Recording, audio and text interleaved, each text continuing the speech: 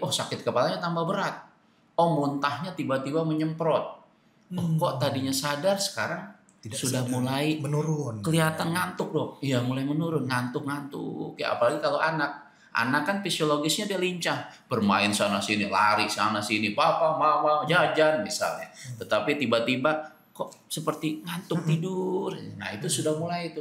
Lebih dari 8 jam yang kita kenal dengan golden period, Dokter Helmi. Iya, betul. Tentunya hasilnya juga udah kurang bagus, ya.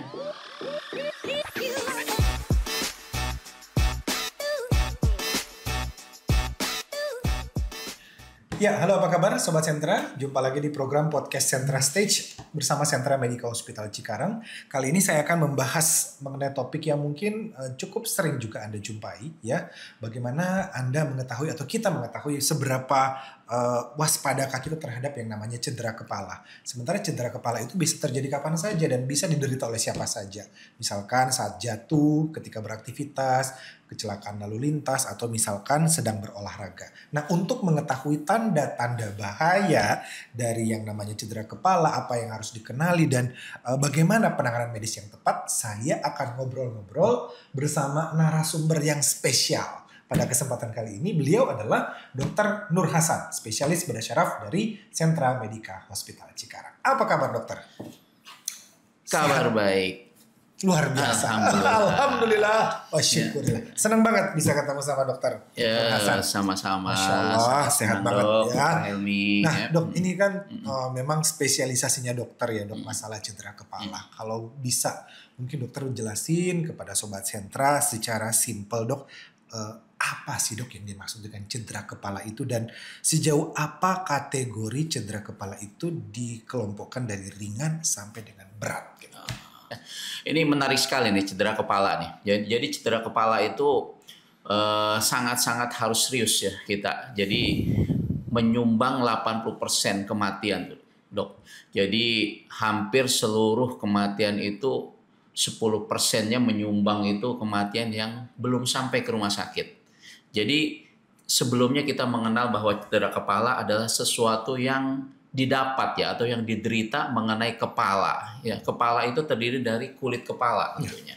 Kemudian tulang kepala dan ada isi dari kepala itu sendiri. Nah, isi kepala itu yang kita sering kenal itu ada 3. Jadi ada otaknya, ada cairan otaknya, dan ada pembuluh darahnya. Di situ ada pembuluh darah balik dan pembuluh darah arteri. Itu dok. Nah, kita bisa selama ini kategorikan mana yang ringan, mana yang sedang, mana yang berat. Nah, itu yang harus kita kenali.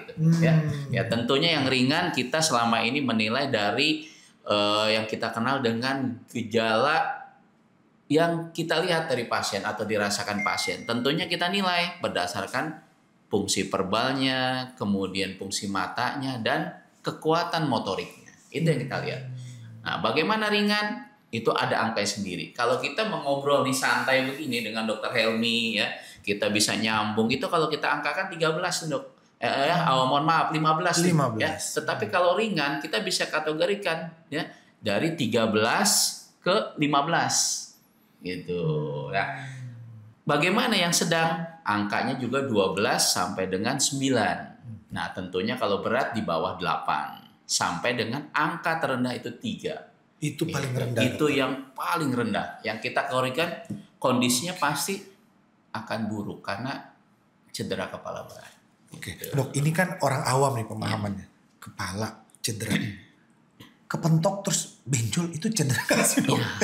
Nah, kita kembali ke definisi tadi Dokter Helmi ya. Yang namanya cedera kepala kan sesuatu yang baru yang didapat ya. Apakah itu dari sentuhan fisik ya, kemudian kecelakaan bermotor ataupun jatuh dari tempat ketinggian, dan olahraga ini menyumbang juga cukup besar ya. Jadi 7-8% itu penelitiannya dari cedera olahraga, karena banyak sekali sekarang olahraga ekstrim.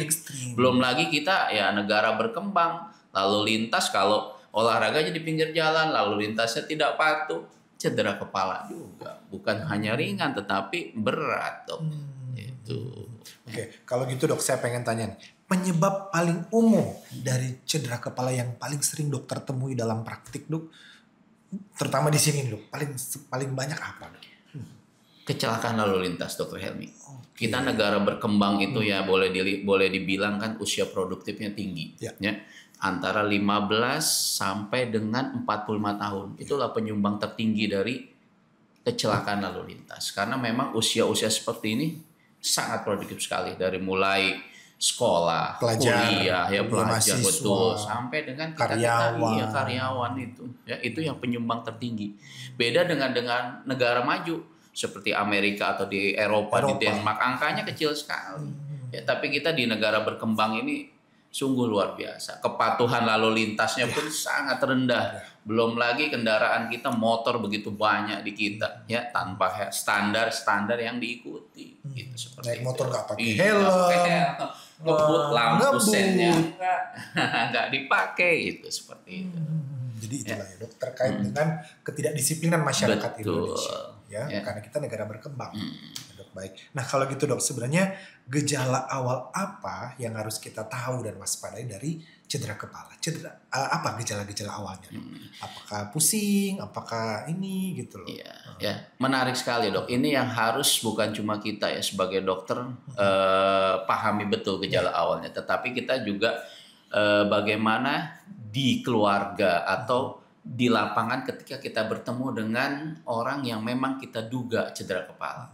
Keluhan awalnya biasanya ada pusing, kemudian sakit kepala dan ada muntah serta gangguan bicara atau berpikir. Dan semua itu tentunya berdasarkan derajatnya tadi. Derajat ringan kah, derajat sedang kah, atau derajat berat. Ya, itu yang ringan. Tetapi kalau sedang, kita sudah bisa lagi naikkan derajat tadi. Oh, sakit kepalanya tambah berat. Oh, muntahnya tiba-tiba menyemprot. Oh, kok tadinya sadar, sekarang sudah mulai menurun. Kelihatan ngantuk, Dok. Iya, mulai menurun, ngantuk-ngantuk. Ya, apalagi kalau anak. Anak kan fisiologisnya dia lincah, bermain sana sini, lari sana sini, papa, mama, jajan misalnya. Tetapi tiba-tiba kok seperti ngantuk tidur. Nah, itu sudah mulai itu. Kalau derajat berat, ya tentunya sudah langsung tidak sadar. Tidak ada kata lain, harus segera cari pertolongan terdekat. Sentra Medical Hospital Cikarang saat ini siap untuk trauma centernya. Betul, kita pas respon. Pas banget ya. Jadi memang ini kan daerah industri ya Dok, di sekitar sini. Jadi memang sentra Cikarang tuh ada trauma centernya. Betul. Ada Dokter Nur Hasan di situ. Insya Allah Dok, kita bantu masyarakat yang membutuhkan. Ya, betul. Nah Dok, berarti tanda-tanda yang apa ya, masyarakat ini harus segera dibawa nih ke dokter bedah syaraf nih. Apa tanda-tanda yang dari cedera kepala berat ini harus segera ke rumah sakit? Jadi kita dapatkan tentunya sakit kepala yang semakin berat tadi, Dok. Ya, kemudian ada muntah-muntah yang sulit dikendalikan dengan obat. Ya, apalagi sebelumnya begitu habis cedera kepala langsung dibawa ke klinik atau puskesmas terdekat. Ya, oh ternyata tidak ada perbaikan, tidak ada kata lain, cari pertolongan yang lebih dari yang sebelumnya. Seperti itu, ya. Apalagi kalau kita dapatkan sampai kejang, kok ada kejang, wah sudah tidak ada. Artinya ada sesuatu yang di organ dalam kepalanya yang memang terganggu. Ini menarik ya Dok, cedera kepala ini kalau kita lihat misalkan anak-anak bermain terbentur. Kadang orang tua, ini mah bencol biasa, ini mah ya kan gitu, ini dioles minyak tawon, ini sembuh kok. Nah ini apakah merupakan satu pemikiran yang salah, mitos-mitos yang salah di masyarakat atau bagaimana Dok? Kita tidak bisa langsung menyalahkan Dokter Helmi. Ya, ini kan budaya ya, namanya turun temurun. Pertolongan pertama yang kita sendiri bisa jadi waktu kecil dilakukan seperti itu. Betul. Nah ini budaya seperti ini. Jadi ya kita nggak bisa, oh ini salah gitu. Bahkan kita bukan hanya cedera kepala ya. Kadang benjol bukan cuma minyak dikasih odol. Gitu. Kita dikasih odol dulu supaya tidak panas katanya. Nah ya itu budaya ya. Tidak salah seperti itu. Tetapi harus diingat bahwa ya ada yang memang seperti luka terbuka ya jangan, nanti tambah infeksi. Bahkan minyak tawon gitu kan, dikasih minyak tawon aja dulu. Ya, kita khawatir nanti kalau memang itu luka terbuka, kita khawatir infeksi. Beda halnya kalau memang hanya benjol-benjol saja, tidak ada luka terbuka, yaitu pertolongan pertama ya kita tidak bisa salahkan hal-hal seperti itu. Tetapi prinsipnya ya cari tahu, jangan sampai menyesal kemudian. Kenapa? Kalau tidak ada luka, kita nggak tahu isi kepala kita. Mungkin kulitnya nggak ada apa-apa, ya benjol saja, atau memang ada jejas yang kita bilang ya, kebiruan misalnya atau hitam. Tapi organ dalam kan kita nggak tahu. Kita harus segera cari tahu tindak lanjut. Itu prinsipnya menurut saya. Pertolongan pertama silakan saja, ya. Budaya tadi tidak bisa kita hilangkan, apalagi kita tinggal di sekitaran Sentra Medica Hospital Cikarang ini kan ya boleh dibilang lingkungannya masih alami, gitu kan ya. Jadi ya tidak ada salahnya seperti itu. Tapi satu prinsip tadi, cari pertolongan yang memang jangan sampai kita menyesal kemudian. Pertolongan Gitu. pertama boleh ya dok. Oke, tapi jangan didiemin, harus dibawa ke rumah sakit selanjutnya. Oke, baik. Ya. Kalau gitu kita masuk ke penanganan medisnya. Dok. Sebenarnya bagaimana sih dok prosedur standar untuk penanganan cedera kepala di rumah sakit? Mulai dari masuk IGD sampai dengan tindakan selanjutnya. Baik, terima kasih dokter. Ini pertanyaan ini menarik sekali ya, karena kita bagaimana juga kita menunjukkan bahwa Sentra Medica Hospital Cikarang ini siap dan siaga dalam garda terdepan untuk trauma center. Ya. Artinya apa? SDM-nya sudah kita siapkan nih. Bukan hanya dokter-dokter yang berkompeten, tetapi kita juga menyiapkan dari mulai petugas security, kemudian petugas perawat kita, ya para medis kita itu sudah kita siapkan. Otomatis pasien datang kita tangani dengan cepat. Sigap. Itulah yang insya Allah kita berikan di Sentra Medica Hospital ini. Begitu pasien masuk di IGD, ya kita kelola bagaimana standar operasional dengan panduan kompetensi tadi yang harus kita jalankan. Jadi begitu pasien masuk, kita harus sudah siaga. Apa yang kita lakukan, apa yang kita mau, apa yang kita siapkan untuk pemeriksaan lanjutan. Apalagi kita sudah punya CT scan dan MRI.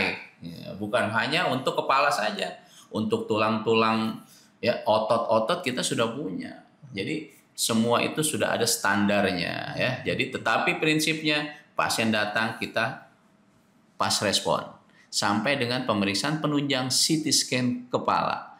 Karena gold standar dari cedera kepala bukan hanya ronsen kepala, tetapi CT scan dulu. Kita sudah siap sampai sejauh ini di rumah sakit kita, Dr. Helmi. Oke. Jadi nanti akan dinilai di assessment ya dok. Betul. Mana yang ini butuh tindakan selanjutnya, mana yang tidak perlu ya dok ya. Betul ya. Jadi bukan hanya diperiksa selesai, tetapi kita butuh pemeriksaan lanjutan dengan standar-standar yang memang sudah bukan cuma nasional tapi internasional. CT scan kita sudah siapkan. Oke. Pada kasus-kasus tertentu misalkan dok yang sudah butuh, wah ini sepertinya butuh tindakan operasi atau pembedahan. Nah itu seperti apa dokter? Kategorinya wah ini udah harus butuh dioperasi nih, selain udah CT scan, sudah MRI begitu dok. Tentu ada kriteria tertentu nih dokter Helmi ya. Jadi tidak semua kasus cedera kepala memang harus operasi. Ya. Tentunya kita nilai dulu kalau memang cedera kepala ringan ya itu tidak perlu operasi ya, kita observasi dulu dengan edukasi ya, dalam 6 jam bisa kita pulangkan. Bisa pulang ya, tentunya dengan catatan bila ada keluhan ya, sakit kepalanya nambah, kesadaran makin turun atau kejang, cepat bawa kembali ya, cepat bawa kembali ke rumah sakit terdekat. Tetapi kalau memang ya kasus cedera kepala ini harus dioperasi, tidak ada kata lain.